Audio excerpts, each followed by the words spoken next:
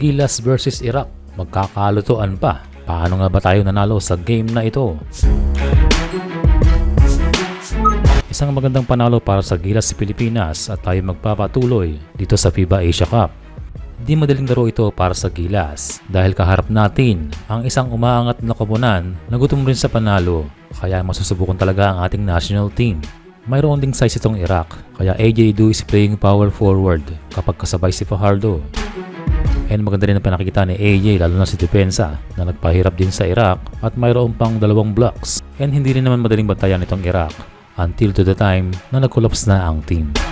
Base sa stats, ano nga ba ang nagpanalo sa atin? Kung titingnan ng field goals, 2-3 ay lamang dyan ang Iraq.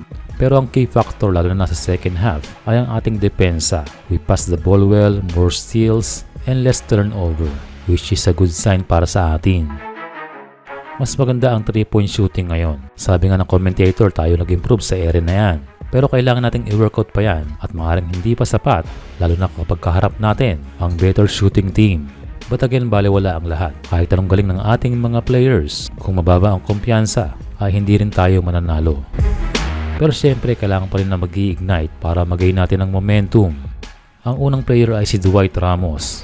Siya ang nag-take over para sa team na mayroong 21 points, 5 rebounds, na mayroong 3 threes for almost 43%. No doubt na si Dwight Ramos ang pinaka-consistent na player kapag darating ang mga FIBA competitions. Pangalawa sa naging night ng kumpiyansa ay itong si Carl Tamayo.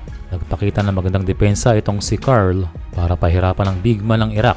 Gayun din ang kanyang 2 out of 3 sa 3 na nagsindi sa init ng ating mga players. Walang good thing ay kanyang nagagawa ang kanyang ginagawa sa KBL ng Korea. Depensa sa labas, ang missing na lang ay ang kanyang fast break. Brownlee scored 8 points. Tila may ininda itong si Brownlee. Pero sa overall game, kapag ganyan ang puntos ni Brownlee at tayo ay nanalo, ibig sabihin ay nagtatrabaho ang ating mga locals. Sa off night ni JB ay nag-step up naman ang iba. Ang nakakabahala lang sa game na ito, bukod sa nipis ng tawag ng mga referee, ay ang mga crucial na tawag na hindi na nire-replay at tuloy-tuloy pa rin ang laro. Una ay ang last touch ni Scottie Thompson. Ikalawa ay ang foul ni Newsome na halos di naman dumikit sa shooter. Pero ang pinakamatindi ay ang foul na ito. Nakita naman na no contact, kitang-kita sa video, pero hindi na ito ni-review. Kaya napapakangitig na lang ang ating mga players.